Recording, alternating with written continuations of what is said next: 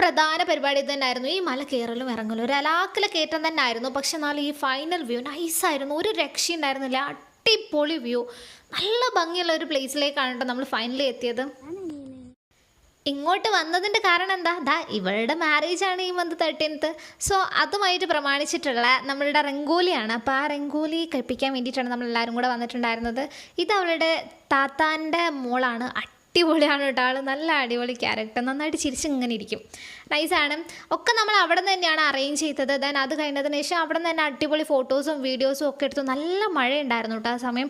നമുക്ക് ഇടയ്ക്കിടയ്ക്ക് ഇങ്ങനെ മാറി നിൽക്കേണ്ടി വന്നു മഴ കാരണം. പക്ഷെ എന്നാലും ഫോട്ടോസും വീഡിയോസൊക്കെ അടിപൊളിയായിരുന്നു. അതിനൊന്നും ഒരു കോംപ്രമൈസും ഉണ്ടായിരുന്നില്ല. അടിപൊളിയായിട്ടുള്ള സാധനം കിട്ടിയിട്ടുണ്ട്. ഈ ഷോളൊക്കെ നല്ല ഭംഗിയുണ്ടായിരുന്നു കേട്ടോ.